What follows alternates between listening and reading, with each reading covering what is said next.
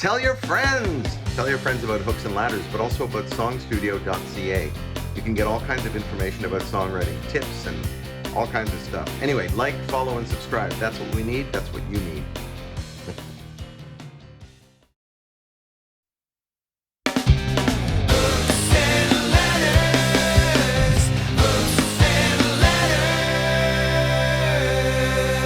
Hey there, welcome to another episode of Hooks and Ladders, where we talk about songwriting and music and all that good stuff. My name is Blair Packham. My name is Allister Bradley. And our guest today is Bob Wiseman, producer, songwriter, artist, keyboardist. Hey, Bob, how are you? Good, thank you. Good. Glad you're here. So we ask questions. That's what we do. And the question we have for you is, you're a producer as well as a songwriter and an artist, but when you're producing yourself, is that different from when someone else is producing you, or do you even have the experience of somebody else producing you? Yeah, I made a record a few years ago with a guy who was 20 years younger than me, and it was exactly for that reason, that he was a producer and he was on fire and had his own aesthetic that was different than mine. And you know, part of the creative experience was to intentionally let him do what he wanted to do that might be, and was a few times, you know, not at all what I would do or that I would like. And I brought songs to the project that that's my daughter coughing in the background, who's homesick from school. So I brought songs to the project that I wasn't attached to. So if I really didn't like what he did, it wouldn't really be the end of the world. But the flip side was that they were kind of more throwaway songs in my mind, and I did like what he did. And it made more meaning for those songs, and it was an awesome experience. So yeah, I've had that experience, and I mean, that's part of. I don't. Slowly and over time, I learned that there's a lot more. When I was a younger person, I don't think I wasn't interested in feedback. I kind of had like an idea that was maybe arrogant, that I am so good and that I know everything and that I don't need to ask anybody what they think of it unless it's flattering.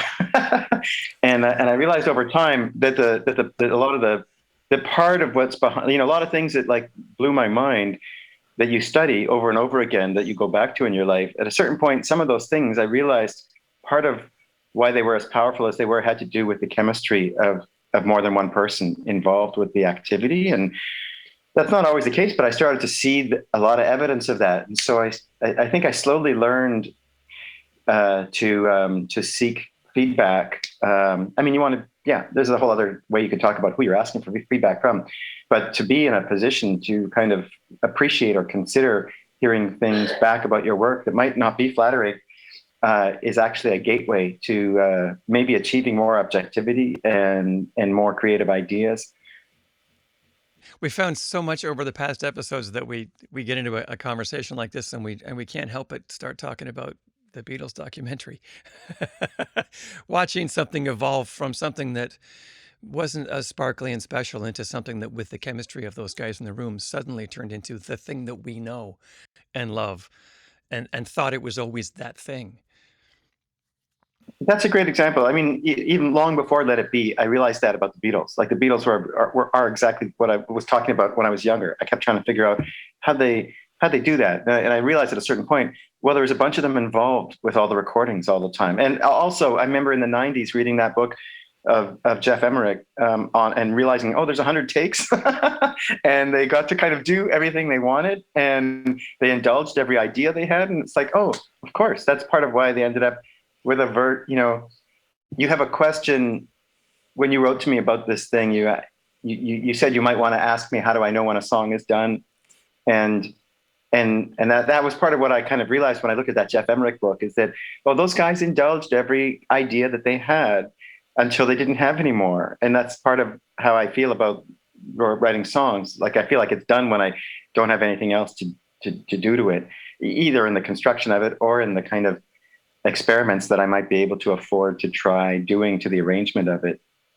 The other thing that Jeff Emmerich said in that book too, that was I thought was really interesting, and I think I've experienced it, in my own way, and maybe you have too, is that feeling of when you're zeroing in on the take. He said that the Beatles would suddenly get serious.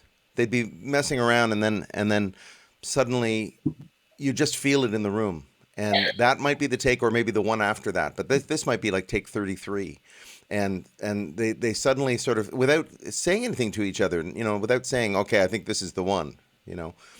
So I think that's an interesting aspect to them, but also to an artist generally would be knowing when shit's about to get real, sort of, when you're about to get serious about something, when it's I coming don't together. really follow what you mean. Like, I mean, when you're in the studio, when you're doing each take, you're trying. You're aren't you always like trying your like? Well, Are you trying to say there's something to be understood about when it's the right take?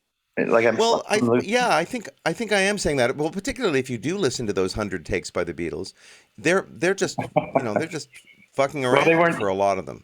Okay, You I know, see. I mean, I couldn't. I mean, I only just read that there was all these takes, but yeah, okay. right?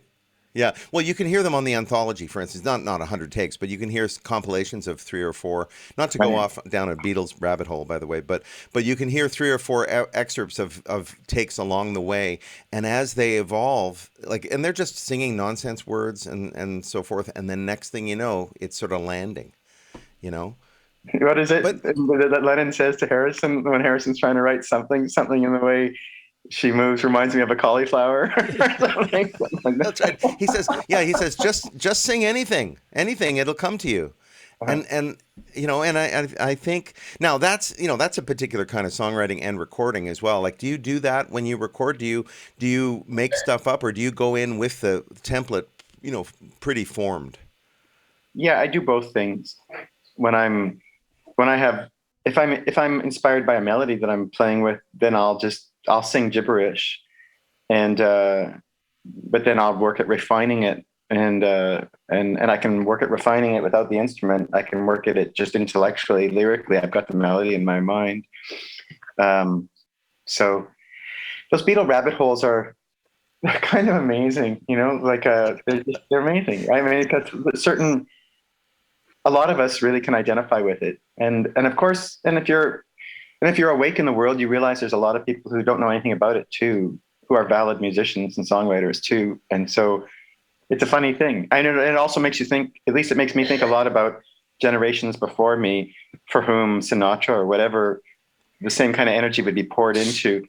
And it's kind of fascinating. Yeah, it's pretty fascinating. But anyways, that Beatles thing is so inspiring for me.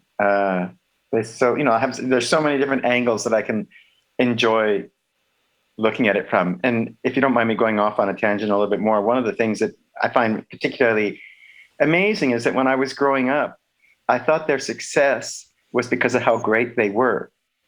I thought that, like, wow, like the music they've made is so amazing. And I mean, like, being a fan, I don't mean just like Hey Jude being played on the radio. I mean, Happiness is a Warm Gun. I mean, everything.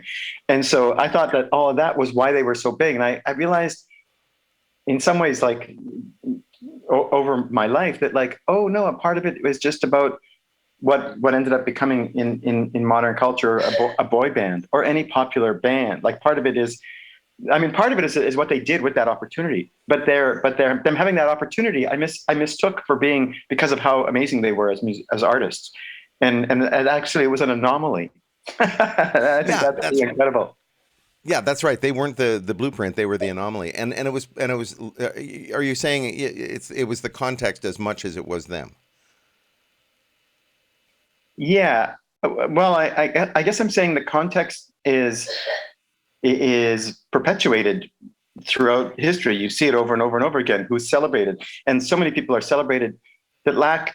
Today, and like this is a real weird thing to talk about. Today, there's a lot that are celebrated that are like really talentless, that are really models, that are really being framed in that way. But it's an awkward thing to talk about because there's a trope of older people dissing younger people's work. So it's hard. Yeah. So it's just as valid for a younger person to think I'm just a an angry, stupid old man. So it's just a hilarious fact of life, you know. But we know anyone who's been studying music that like so much that's being done right now is just like push button creations. That's just like a trigger that makes an arpeggio go, and a person takes credit for it as though they played something really incredible. And it's like, and it's just madness in a way that everyone like, and people just like enjoy rhythm. So like they tap along to something because there's a rhythm to it. But a lot of it is just so kind of generated without the effort of the kind of thing I would measure as talent previously, well, and still do. So it's a real disorienting, confusing, fascinating moment. And I guess a part of me isn't sure it's really any different than anything ever was. Like, I mean, as much as I can say, hey, that's really different, that's really stupid, that makes no sense, I can also know that in 1950, whatever, a bunch of people who were middle-aged or whatever would look at rock and go, what the fuck? This is so stupid. Don't they see how stupid this is? And they'd be absolutely right. You know what I mean? So I'm not sure what to do with that kind of realization. Yeah, I know. It's like we're those guys who used to say, yeah, the kids with their yeah, and they're big, hitting the drum and all that stuff, and yeah, and how much of our objection. But I get what you mean. I mean, the push button thing drives me kind of crazy. You when you produce artists, you don't, suffice to say, you don't work with artists like that. But I bet you'd like to, because you like to take on a challenge. I do. I have because I'm working with younger people the last 10 years, and that's a lot of them bring that to the table as their identity, as their relationship to it. Right. So, a part of me is also a scientist, and so like a part of me is kind of tickled that like, okay, let's see how to do this, how to work with this. So no, I have. I am advancing some relationships with people that I do work with in the studio. What's confusing to me is is determining. Yeah, it's kind of overwhelming that there's just such a sea of content everywhere you look, and so it can be really defeating in a way in terms of trying to figure out what to fine tune and why. Yeah, where to even start, really. And I look at those younger people trying to see if what their strategy is, because they somehow believe that this is the way to go. I'm like, okay, let's just go ahead, let's just see.